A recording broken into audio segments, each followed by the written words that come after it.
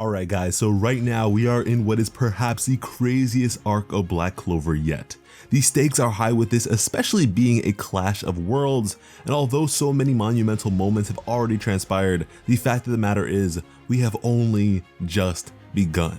The preparations and build up towards the climax of this Devil arc have only recently been completed, and despite the stakes being higher than ever, we are only just getting started when it comes to the complete realization of many threats, or even the proper presentation of many allies who have recently joined in on the conflict. With this being said, however, I can't help but look towards the future and consider what we will be provided with to follow such major events. Now, Black Clover, similarly to plenty other series that follow a more traditional shonen formula like it, is one that goes along a rather linear path of escalation. The previous arc was one that ultimately culminated in what was a battle against a lone devil known as Zagreed. The build up towards this point was so substantial that one could not reasonably relegate it all to a solitary arc of the series, despite how perfectly the Elvish incursion lined up with it. And in the arc to follow, we now find ourselves faced with not one high-ranking devil, but several, along with the threat of the entire underworld leaking into that of the mortals. The amount of lore we received with the previous arc was unbelievable, as so many of our burning questions and things long since presented at the very beginning of the series were answered and elaborated on.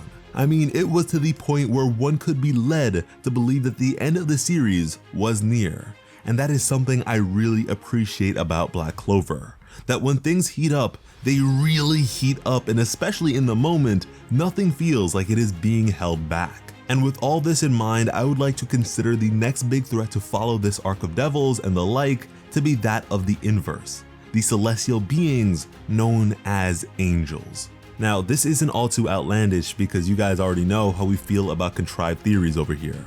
When one thinks of the devilish, their opposite, the angelic, may come to mind immediately after.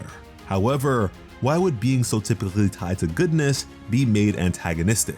Well, perhaps with the siege of the underworld upon the mortal world, a sort of holy purge is in order to re-establish a desired natural balance. Whatever their reasoning, however, I don't imagine it would be one favorable to the individual, but rather an outlook of preserving the greater good despite the potentially steep cost.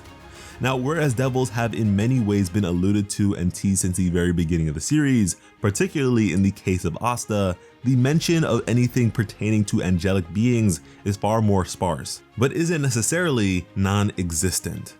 I mean, it's as simple as considering where Asta and Yuno grew up, a church, thus alluding to some sort of worldly faith.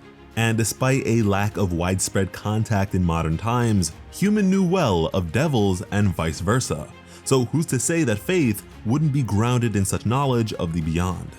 And on the topic of faith, one might even argue that such an influence may be seen all across the series, being the case even before the concept of devils were presented to us. So much so that I'd even go as far as to attribute such beings to the bestowal of magic onto mortal kind to begin with. And I say this on account of the Clover Kingdom's grimoires. You see, each leaf of the Clover insignia found upon the grimoire, which was adopted to be the symbol of the country, has a meaning. The fourth leaf is commonly known to us as a symbol of good luck, and such is the case in the world of Black Clover as well. Now, Asta's grimoire has a clover with 5 leaves on it, the most we have ever seen, which is a representation of the devil. Now, the second and third leaves serve to represent hope and love respectfully. But would you believe what the first leaf signifies? Faith, thus providing a relevancy to all other clovers. And additionally, these first 3 together, faith, hope, and love, are virtues heralded by Christian philosophy. Christian influences being a major contributor to a number of story aspects pertaining to devils. Now, Black Clover is a story with a number of traditional fantasy story elements within it. Beyond devils and demons, we've had elves, dryads, sprites, and even dragons.